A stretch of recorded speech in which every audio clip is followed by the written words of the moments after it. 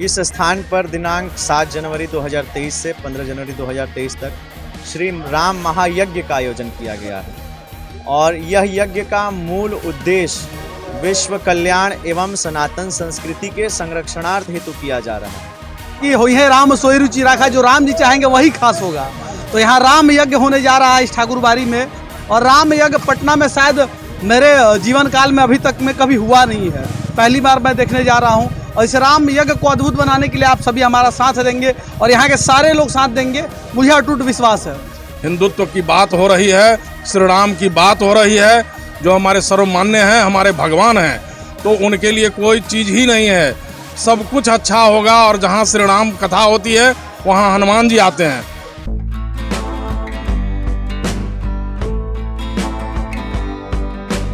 गर्दनीबाग ठाकुरबाड़ी में आयोजित राम कथा को लेकर हमारे साथ नागेश जी हैं और लगातार सनातन संस्कृति के लिए पटना की सड़कों पर सदैव लोगों को जागृत करते रहते हैं। आइए इनसे जान लेते हैं क्या कुछ खास होने वाला है 7 जनवरी से 15 जनवरी तक, क्या कुछ खास होगा। देखिए, खास बस यही है कि हुई है राम सोई रुचि राखा, जो राम जी चाहेंगे वही खास होगा।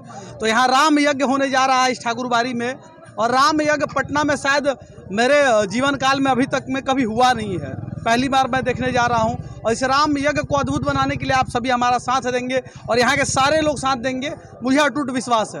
और पंडित अभिषेक पाठक जी महाराज जी आए हैं और इस यज्ञ को 7 जनवरी से प्रारंभ किया जाएगा और 15 जनवरी को इसका पूर्णाहुत हो जाएगा।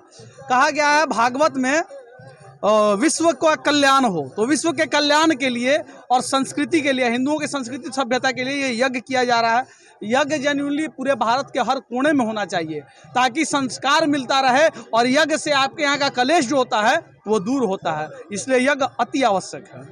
हमारे साथ और हैं जो हिंदू सनातन संस्कृति को लेकर पटना में लगातार लोगों को केवल धर्म के बारे में नहीं बताते हैं, चाहे बाढ़ का पानी हो या कोरोना का काल हो, लोगों की सेवा भी करते हैं। क्या लगता है कि इस तरह के आयोजनों से कितना समाज का भला होगा? नहीं, बहुत बढ़िया है।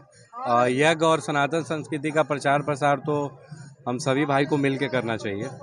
तो ये बहुत अच्छा संकेत जाएगा पटना की धरती पर कि पहली बार राम यज्ञ का आयोजन किया गया है और पंडित अभिषेक पाठक जी जो हैं युवाओं में एक अच्छा प्रेरणा स्रोत का काम कर रहे हैं अभी, और काफ़ी झूम उठते हैं जब यहाँ के इनके द्वारा जब भजन होता है तो लोग काफ़ी आकर्षित होते हैं।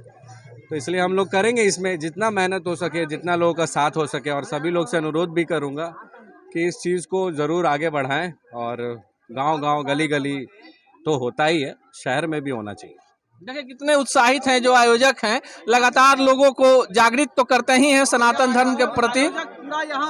जी पूरा देखिए बता रहे हैं नागेश जी की जो आयोजक हैं, एक यहाँ और हैं हमारे इस आयोजन से जुड़े हुए, इनसे जानते हैं क्या कुछ होगा, इसमें कौन कौन आएंगे। देखिए अभी आप बाइट ले रहे थे, उन्होंने कहा हुई हैं वही जो राम रचि राखा। मैं सूत्रधार बना हूं भगवान की कृपा से, और मैंने ही ठाकुरबाड़ी के लिए प्रयास किया रणवीर नंदन जी से, उनका बहुत बहुत शुक्रिया जिन्होंने 1 सेकंड में इसका ओके कर दिया कि राम महायज्ञ हो रहा है, हिंदुत्व की बात हो रही है, श्री राम की बात हो रही है, जो हमारे सर्वमान्य हैं, हमारे भगवान हैं, तो उनके लिए कोई चीज़ ही नहीं है, सब कुछ अच्छा होगा। और जहाँ श्री राम कथा होती है वहाँ हनुमान जी आते हैं, तो जहाँ हनुमान जी आएंगे सब कुछ अच्छा होगा। आज हम हैं पटना के गर्दनीबाग ठाकुरबाड़ी में, जहां 7 जनवरी से लेकर 15 जनवरी तक भक्तिमय राम कथा के साथ ही साथ यज्ञ होना है। हमारे साथ जो खड़े हैं इनको आप जानते होंगे, इनका नाम है पंडित अभिषेक पाठक जी। सोशल मीडिया पर शायद ही कोई ऐसा व्यक्ति होगा और खासकर जो भोजपुरी को जानता होगा वो इन्हें नहीं जानता होगा। राम कथा को नए अंदाज में तो कहते ही हैं, भोजपुरी के संस्कार गीतों को राम कथा के माध्यम से आज आम जनमानस के बीच लेकर गए हैं। आइए इनसे जानते हैं कि राम कथा जो होने वाला है गर्दनीबाग ठाकुरबाड़ी में 7 जनवरी से लेकर 15 जनवरी तक, इसमें क्या खास होगा और इनकी जो विशिष्ट पहचान है, जो विधा है, उस पर भी बात करेंगे। सबसे पहले जो राम कथा होने वाला है उसमें क्या होगा? इस स्थान पर दिनांक 7 जनवरी 2023 से 15 जनवरी 2023 तक श्री राम महायज्ञ का आयोजन किया गया है और यह यज्ञ का मूल उद्देश्य विश्व कल्याण एवं सनातन संस्कृति के संरक्षणार्थ हेतु किया जा रहा है।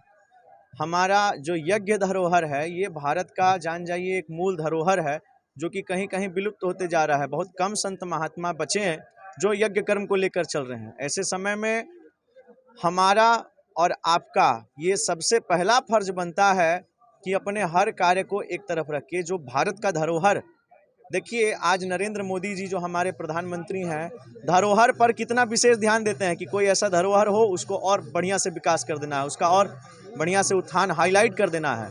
ये जो यज्ञ है ये तो भारत का सबसे पहला धरोहर है। यज्ञ वही श्रेष्ठ कर्म, यज्ञ सबसे श्रेष्ठ कर्म है हमारे सनातन संस्कृति का। तो यह यज्ञ 7 जनवरी 15 जनवरी तक आयोजित किया जा रहा है। इस यज्ञ में दिनांक 7 जनवरी को शोभा यात्रा इसी स्थान से निकाला जाएगा। महिलाओं के द्वारा गाजा बाजा के साथ, हाथी घोड़ा के साथ और भी अन्य इसमें लोग शामिल होंगे। श्री राम कथा जो यज्ञ के अंतर्गत 9 दिन का राम कथा होगा, उसके अंतर्गत उज्जैन महाकाल जो कि एमपी मध्य प्रदेश में पड़ता है, उज्जैन महाकाल, वहाँ के 2 मुख्य आचार्य हैं, आचार्य राघव जी और आचार्य माधव जी। उनके श्री मुखारविंद से हम सभी को राम कथा का सरस प्रवाह, अमृतमय कथा श्रवण करने को प्राप्त होगा। और इस यज्ञ में जो यज्ञाधीश हैं हमारे गुरुजी परम पूजनीय श्री श्री 108 श्री जम्मू वाले बाबा जी, जो कि माँ वैष्णो देवी रसायन गुफा के हैं और वहाँ से उनका पदार्पण हो रहा है। इस स्थान पर मैंने देखा दुर्गा मंडप भी है।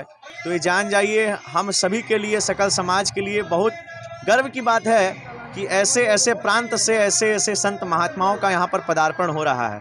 हम तो ठेले वाले हैं, जो भजन, जो राम कथा, जो अपना धरोहर है उसको लेके निकले हैं। अब जान जाइए जो ठेला में से लेगा उसका पेट भरेगा, उसका जय जयकार होगा, उसका कल्याण होगा।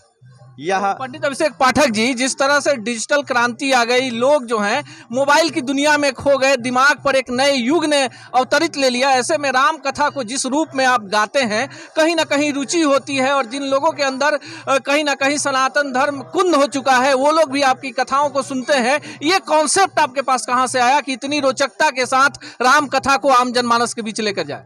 देखिए, हमने की जो बिहार भोजपुरी, ये जो भोजपुरी एक ऐसा चीज़ है कि आप ट्रेन में कहीं जा रहे हैं, कोई भोजपुरी बोलने वाला मिल गया तो जान जाइए आपका सफ़र कट गया। ये भोजपुरी जान जाइए एक ऐसा चीज़ है ना कि रुआं खड़ा हो जाता है जब आदमी किसी से इस, आप भोजपुरी में सोचिए, हम ही आपसे बात कर रहे हैं तो थोड़ी देर पहले तो कितना आनंद आ रहा था, लग रहा था कि इनसे पहला मीटिंग नहीं है, कितना साल से संबंध है। तो ये संबंध प्रगाढ़ कर देता है, ये शब्द ही ऐसा है भोजपुरी। पहला बात। दूसरी बात, जो भजन माताएं बहनें पहले गाया करती थीं, उन्हीं भजनों को हम जो है, जो साधु संत महात्मा गण भोजपुरी में, बक्सर वाले मामा जी हुए, हमारे गुरु जी हुए, जो माताओं से सुने हैं, अपनी दादी जी से सुने हैं, जो भी सुनते आ रहे हैं, उसी चीज़ को रिफाइन करके वापस हम इसको ले आते हैं समाज में, ताकि लोग इसको भी काहे कि अब जान जाइए अश्लीलता और नकारात्मकता सर पे बैठा हुआ है। ऐसे समय में अगर आप अपने सनातन संस्कृति को, भोजपुरी भजन को नहीं प्रस्तुत करेंगे हम, तो लोग भोजपुरी भजन के जगह वह सजनवा सजनी सुनेंगे और जान जाइए वहीं तक उनका जीवन समेटाए रहेगा। समझे ना? चाहेंगे कि आपका एक सोहर है भगवान राम के जन्म पे और पूरे भोजपुरिया सनातन में गाया जाता है, उस सोहर को अगर आप YouTube पे सर्च करें तो पंडित अभिषेक पाठक ही नजर आते हैं। और जिस भाव से, जिस पूरे मनोयोग से आपने उसको गाया है, तो लगता है कि इस राम कथा के बीच में अगर सोहर होना चाहिए भगवान राम के जन्म में, यही इसी अंदाज में होना चाहिए। तो हम चाहेंगे कि 2 लाइन जरूर उस सोहर को सुनाएं। कौन सा सोहर? थोड़ा सा भगवान राम के जन्म पे जो आप गाते हैं। अच्छा, वो तो बबुआ हमारे CM हुई हैं। अच्छा, वो हाँ, असल में वो श्री रामचरितमानस की जो है चौपाई है, उसको सोहर के धुन पे मैंने गाया है।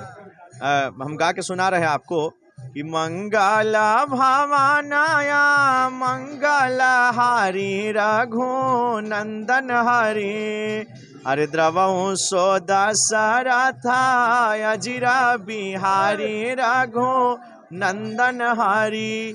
ये जो है, ये हमारे विवाह प्रसंग में आ गया। अब सोहर में है कि सोहर भी बहुत सारा गाए हैं। एक सोहर जो प्रचलित सोहर है कि अरे ऐसन मनोहर मंगल मूरत सुहावन सुंदर सुरात हो, ए राजा जी ये करे ताराहल हा जरूरत मुहूर्त खूब सूरत हो। हमरा जनाता बबुआ जीएम होई है ओ हसे ऊपरा डीएम होई है हो ए राजा जी हिंदुस्तान के सितारा ई है सीएम होई है ओ हसे ऊपरा पीएम होई है हो। तो ऐसी भजनों को मैंने उसमें गा के डाला है। और ये ऐसा नहीं है कि हमारा खुद का लिखा हुआ भी उसमें बहुत सारा प्रसंग है, लेकिन ये जान जाइए एक तरह का भारत का धरोहर है, भोजपुरी का धरोहर है, जो कि विलक्षण हो गया था, विलुप्त हो गया था। उसको माता पिता गुरु आप सबों के आशीर्वाद से, शुभकामनाओं से मैंने समाज में प्रस्तुत किया है। लोग बड़ा प्रेम सम्मान दे रहे हैं, उसको अच्छे से सुन रहे हैं और यही निवेदन भी रहेगा कि उसको सुने और एकमात्र अपने सनातन धर्म को आगे बढ़ाएं।